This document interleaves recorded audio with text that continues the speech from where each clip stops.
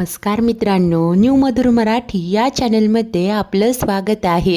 घरोघरी मातीच्या चुली या मालिकेच्या आजच्या एपिसोडमध्ये आता जानकी आणि अवंतिकाला काहीही करून CCTV फुटेज मिळवायचं असतं आणि त्याचसाठी त्यांनी एक शक्कल लढवलेली असते. आता पेस्ट कंट्रोलवाल्याचं गेटअप करून दोघेही बाहेर येतात. त्यांनी आता सगळं काही व्यवस्थित गेटअप केलेलं असतं, डोक्यात कॅप वगैरे घातलेले असतात आणि आता दोघीही एकमेकींकडे पाहतात. त्यानंतर अवंतिका म्हणते की वहिनी, बरंच झालं त्या वॉर्ड बॉयने आपल्याला मदत केली. आणि आता नक्की काय घडलं ते जानकीला आठवू लागतं. जेव्हा त्या सिस्टरने नर्सने या दोघींनाही आतमध्ये जाण्यापासून नाकारलं तेव्हा दोघीही टेन्शनमध्ये उभ्या असतात. इतक्यात एक वॉर्ड बॉय येतो आणि जानकीकडे पाहतच बोलतो की अरे जानकी ताई, तुम्ही इथे. तेव्हा जानकी मात्र जराशी गोंधळते आणि म्हणते की माफ करा, पण मी तुम्हाला ओळखलं नाही. तेव्हा हा वॉर्ड बॉय सांगतो की अहो, मी तुम्हाला कसं विसरेल, माझी आई आंधळी होती, तिच्या ऑपरेशनसाठी पैशांची गरज होती, तुम्हीच तर तिचं हॉस्पिटलचं बिल भरलं होतं, अशा भल्या माणसांना मी कसं विसरेल. आणि तुम्ही तर नानांचा खून कोणी केलं याचा शोध घेत होता ना, मग काय झालं. तेव्हा जानकी सांगते की होय, आम्हाला CCTV फुटेज मिळवायचं होतं, त्याचसाठी आलो होतो, पण बहुतेक इथलं मॅनेजमेंट बदललं आहे, त्यामुळे काहीच मदत होत नाही आहे. तेव्हा हा वॉर्ड बॉय सांगतो की मी आहे ना, मी करतो तुमची मदत. आणि त्यानेच आता त्यांना हा पोशाख मिळवून दिलेला असतो. त्यानंतर आता दुसरीकडे ऋषी या शर्वरीला सांगत असतो की मी चिडावं म्हणून जानकी मुद्दामहून मला कधीच काही सांगणार नाही. ती कधीच खोटं बोलत नाही, परंतु तू म्हणते म्हणून तुझ्यावर विश्वास ठेवतोय की तू ड्रिंक नव्हतं केलं. जर तू खोटं बोलत असशील तर मात्र अवघड आहे. तू आपल्या आई नानांचे संस्कार. तेव्हा ही शर्वरी साळसूतपणेच म्हणते की दादा, अरे मी काय लहान आहे का, मूर्ख आहे का मी. अरे मी नाही विसरले आई नानांचे संस्कार, परंतु तरीही मला सतत संस्कारांचे धडे का दिले जातात. हे असं का होतंय माहिती आहे, कारण माझ्या हातून खूप मोठा गुन्हा घडला होता, मी तो कोर्टात कबूलही केला. नंतर मी हे विसरले, कोर्ट विसरलं, पण तुम्ही कोणीच हे विसरले नाही आहात. म्हणूनच तर सतत मला टोमणे दिले जातात. का वागताय अरे असं. ही ढोंगी शर्वरी आता रडायला लागते. तेव्हा ऋषी म्हणतो की शरू बस आता आणि रडू नकोस ग, हे बघ कोणीही तुला टोमणे वगैरे मारत नाहीये. तेव्हा ही शर्वरी सांगते की नाही दादा, अरे मला तर असं वाटते की तुझ्या तोंडून जानकी वहिनी बोलते, ती सतत तुझ्या मनात काही ना काहीतरी पेरत असते. ऋषी सांगतो की मी आत्ता जे घडलं त्याबद्दल बोलतच नाहीये, तू आधी जे खोटं बोलली ना त्याबद्दल विचारतोय. आता शरू मात्र आश्चर्याने पाहू लागते. त्याच वेळेला इकडे आता जानकी आणि अवंतिकाला असं पेस्ट कंट्रोलवाल्यांच्या गेटअपमध्ये पाहताच तो कर्मचारी अचानक येतो आणि ओरडतच म्हणतो की आत्ता येताय तुम्ही, तुमच्यामुळे मला किती बोलणी खावी लागली. तेव्हा जानकी आवाज बदलून म्हणत असते की सॉरी ट्रॅफिक लागलं ना. तो ओरडतो की काय फालतू कारणं देताय, चला कामाला लागा. त्यासरशी या दोघीही आता कॅपने चेहरा लपवतच पटकन CCTV रूमकडे येतात. आतमध्ये आल्यानंतर तिथे इतर दोघेजण ऑपरेटर बसलेले असतात. जानकी पुन्हा आवाज बदलून म्हणते की तुम्हाला इथून बाहेर जावं लागेल, पेस्ट कंट्रोल करायचंय ना, त्रास होईल. आता अवंतिका देखील आवाज बदलून म्हणते की पेस्ट कंट्रोल करायचंय ना, त्रास होईल ना तुम्हाला. तेव्हा तो कर्मचारी म्हणतो की हो, त्रास तर होईलच. आणि त्यानंतर ते दोघेही तिथून निघून जातात. त्यासरशी अवंतिका कामाला लागते. जानकीने सोबत आता पेनड्राईव्ह आणलेलंच असतं. अवंतिका घाईघाईने सगळं CCTV फुटेज पाहू लागते. ज्या दिवशी नानांचा मृत्यू झालेला होता त्याच तारखेचं बरोबर त्यावेळेचं फुटेज अवंतिकाने ओपन केलेलं असतं. त्या तारखेला सुरुवातीला तर सगळं नीट दिसत असतं, परंतु नंतरचं फुटेज गायब असतं, डेटा डिलीट केलेलं असतो. आता इकडे जानकीला कळून चुकतं की हे सगळं शर्वरीचंच काम आहे. आता काय करायचं हाच प्रश्न असतो. तेव्हाच अवंतिका म्हणते की 1 मिनिट वहिनी, माझा एक फ्रेंड आहे, त्याला डिलीट केलेला डेटा रिकवर करता येतो. तीच ती तिचा मोबाईल काढते आणि तिच्या मित्राला प्रणवला कॉल करते. त्याला सांगते की हॅलो प्रणव, अरे मी ना CCTV डेटा रिकवर करते, पण स्पेसिफिक डेटचा डेटा डिलीट झालाय, तुम्हाला कसा रिट्राईव्ह करता येईल, प्लीज मला गाईड कर ना. आता त्यानंतर अवंतिकाने सगळी काही प्रोसिजर नीट केलेली असते आणि डेटा रिकवर व्हायला सुरुवात होते. दोघेही खूप खुश होतात. अवंतिका म्हणते की यस वहिनी, हे बघा, आणि त्यांच्या डोळ्यात आनंद दिसत असतो. त्याच वेळेला इकडे घरी ऋषी या शर्वरीला म्हणतो की का तुला काही हवं असेल तर खरेपणाने मागून घे. तेव्हा ती पुटपुटते की नक्की कशाबद्दल बोलतोय. ऋषी म्हणतो मी काय बोलतोय तुला चांगलंच कळतंय. हे बघ त्या दिवशी विक्रांत रावांच्या मोबाईलमधले ते मेसेज आढळले नाही याचा अर्थ असा नाही की ते मेसेज नव्हतेच. मला सांग जर का मोबाईलमध्ये मेसेजेस नव्हते तर मग जानकीला सगळं काही कसं कळालं असतं. अगं जानकीचं तुझ्याशी काहीही वैर नाहीये. ती तुझ्यावर हे असे बिनबुडाचे आरोप का करेन सांग मला. तेव्हा शर्वरी म्हणते की वा वा, अरे तू माझा भाऊ असून माझ्याच विरोधात आहेस ना याचं जास्त वाईट वाटतंय मला. अरे तिला जाब विचारायला हवा परंतु इथे तू मात्र मलाच जाब विचारतोय. ऋषी सांगतो की कारण माझी बहीण कुठेही चुकू नये असंच मला वाटतंय. अगं जर का तुझ्या हातून एखादी चूक घडली असेल तर ती चूक तू सुधारावीस. अगं जो भाऊ आपल्या भावंडांच्या चुकांवर पांघरून घालतो ते जर का चुकत असतील तर त्यांना तो बोट धरून चांगल्या मार्गाला आणत नाही ना तर तो भाऊ कधीच चांगला भाऊ होत नाही. भाऊ तोच असतो जो आपल्या इतर भावंडांना योग्य मार्गावर आणतो. शरू आत्तापर्यंत नेहमीच आम्ही तुला समजून घेत आलोय पण एक गोष्ट लक्षात ठेव, जर का तू खरं बोलत असशील तर सगळ्यात आधी तुझ्या बाजूने मी उभा असेन पण जर का तू खोटं बोलत असशील ना तर सर्वात आधी तुझ्या विरोधात मी असेल. असं आता ऋषीने तिला चांगलंच फटकारलेलं असतं आणि त्यानंतर तो लगेच तिथून निघून जातो. शर्वरी मात्र आता रागात येते आणि म्हणते की बस अति होतंय आता काही करून मला साम दाम दंड भेद याचा वापर करावाच लागेल. आणि त्यानंतर ती कोणाला तरी कॉल करते आणि फोनवर तिने काहीतरी सांगितलेलं असतं. त्याच वेळेला इकडे हॉस्पिटलमध्ये असताना अवंतिका तो सगळा डाटा पेनड्राईव्हमध्ये कॉपी करत असते. डाटा कॉपी होत असतो, जानकी तिला घाई करत असते. अखेर मिशन पूर्ण होतं. कॉपी केलेला डाटा पेनड्राईव्हमध्ये सेव्ह झालेला असतो. जानकी पेनड्राईव्ह नीट ठेवते आणि दोघेही घाईघाईने तिकडनं निघतात. आता दरवाजा उघडून बाहेर येणार इतक्यात अचानक ते 2 कर्मचारी त्यांच्या पुढ्यात येतात.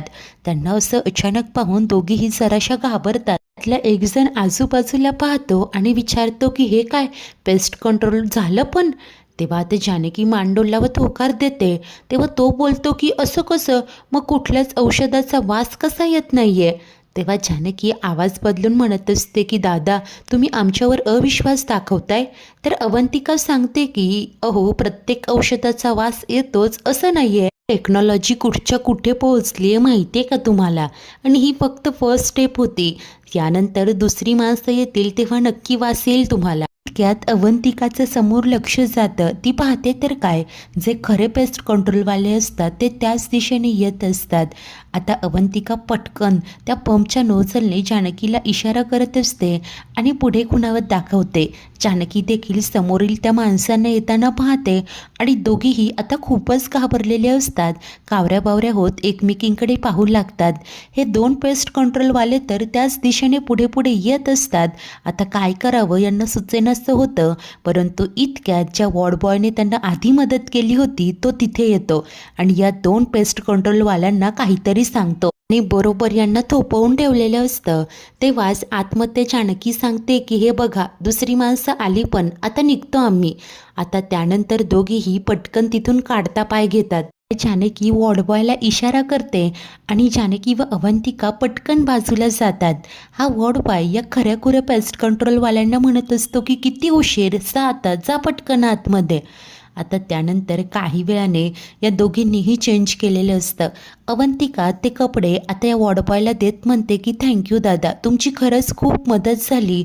आणि ती त्याला काही पैसे देणार असते परंतु हा वॉर्डबॉय सांगतो की नाही ताई, अहो तुम्ही मला तेव्हा मदत केली आहे जेव्हा मला जास्त गरज होती. तुमच्याकडूनच तर मी माणुसकी शिकलोय, माणुसकीचा धर्म निभावायला शिकतोय.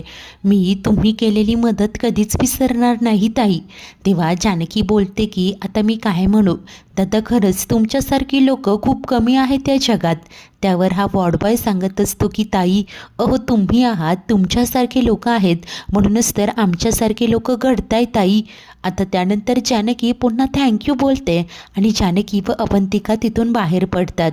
त्याच वेळेला इकडे घरी आता दुपारचा स्वयंपाक झालेला असतो. ऐश्वर्या सगळं काही डायनिंग टेबलवर ठेवते आणि सुमित्रेला आवाज देत म्हणते की आई चला जेवून घ्या. तेव्हा सुमित्रा बोलते की अगं मी एकटीच कशाला, आपण सगळे सोबत जेवण करूया ना. तेव्हा ऐश्वर्या सांगते की आई, अहो जानकी आणि अवंतिका हॉस्पिटलला गेल्यात, मला तर फारशी भूक नाही आहे. आणि सौमित्र, ऋषिकेश दादा आणि सारंग हे तिघेही कामावर गेलेत. त्यामुळे आता इतक्यात शर्वरी पुढे येते आणि म्हणते की पण या दोघींना यायला इतका उशीर का लागतोय, नक्की हॉस्पिटलच्याच कामाला गेल्यात ना. ते ऐकून ऐश्वर्या मनाशी म्हणते की जानकी आणि अवंतिका ज्या कामासाठी गेल्या आहेत ते काम पूर्ण होऊ दे. तर तिला त्यांना फोन करायचा असतो, परंतु शर्वरीला संशय येऊ नये म्हणून तिला तेही करता येत नाही.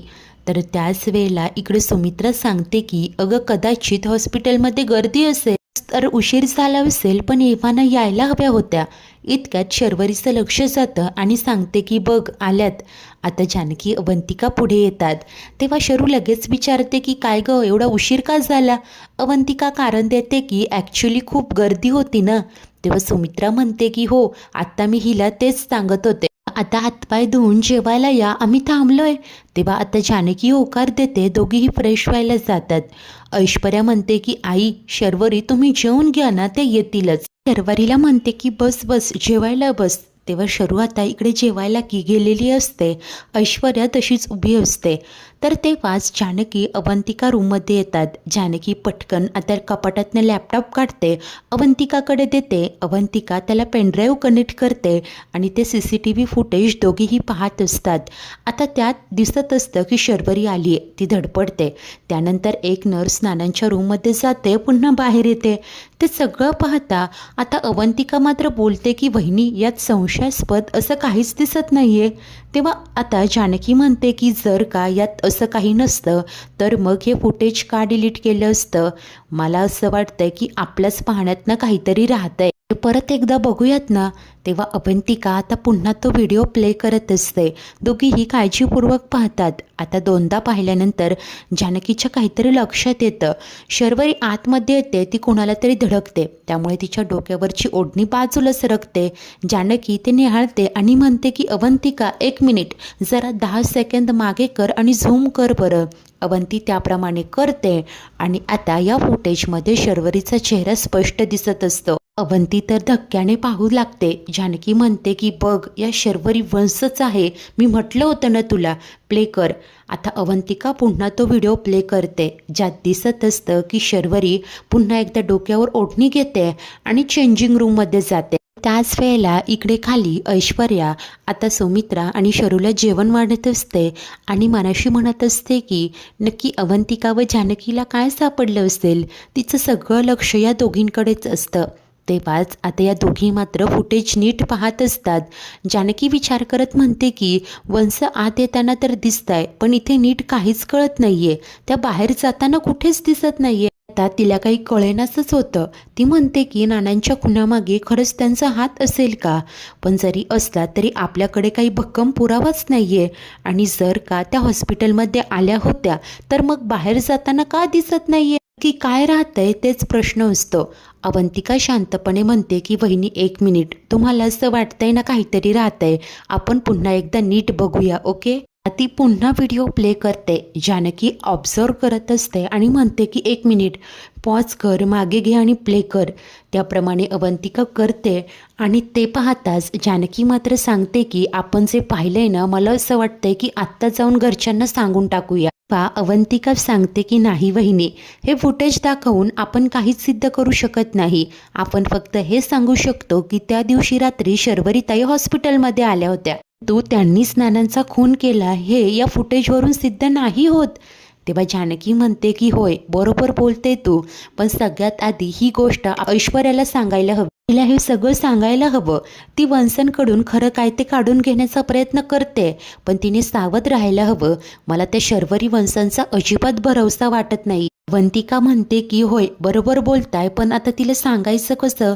जानकी म्हणते की तेच तर कळत नाही ग, आमचं भांडण आहे हेच घरात सगळ्यांना माहिती आहे, त्यात दिवसा ढवळ्या शर्वरी वंशांची आमच्यावर नजर असतेच. तरीपर्यंत जानकीला वाट पाहायची नसते. कसं बरं सांगू, हे लवकरात लवकर ऐश्वर्याला सांगायचंय हा विचार ती करते आणि तिला काहीतरी सुचलेलं असतं. तर थोड्या वेळाने जानकी अवंतिका खाली असतात.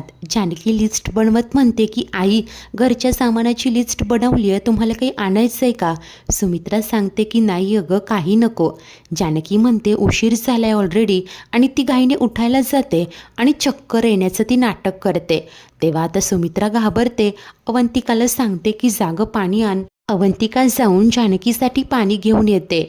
तर सुमित्रा विचारत असते की हे काय ग, असं मध्येच अचानक काय झालं तुला? जानकी सांगू लागते की नीट झोपच होत नाहीये. आई हो, घरात केवढी कामं आहेत, 3-3 सुना आहेत, पण अवंतिकाला आपण काही कामच लावू शकत नाही. त्यामुळे ना माझा आरामच होत नाहीये आई. ना कोणीतरी हवं होतं मदतीला. तेव्हाच ऐश्वर्या ते ऐकते आणि मुद्दामहून भांडत म्हणते की तुझे बोलते ते कळतं ना मला. अगं, मला टोमणे मारण्यापेक्षा तुला जितकं झेपेल तितकंच कर ना. करतेस, वरून बोलूनही दाखवतेस वा. तेव्हा आता जानकी म्हणते की मी काहीच बोलून दाखवलं नाहीये. आई बघताय ना ऐश्वर्या कशी वागते ते. मोठी जाऊ आहे मी तिची तरीसुद्धा.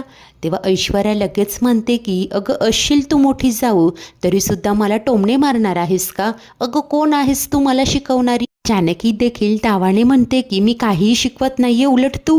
आता अवंतिका म्हणते की बस करा दोघीही, किती भांडताय. त्यापेक्षा एक काम करते, मीच जाऊन सगळं सामान आणते. तेव्हा जानकी म्हणते की अवंतिका, हे बघ, तू नको ग काय करूस, तू प्रेग्नेंट आहेस. एकतर पावसा पाण्याचं हेच बाहेरही नको जाऊस, त्यापेक्षा मीच सामान आणते. तेव्हा ऐश्वर्या म्हणते की बस झालं, ती का प्रेग्नेंट आहे, तिला होणारा त्रास मलाही नाही सहन होणार, दे इथे यादी.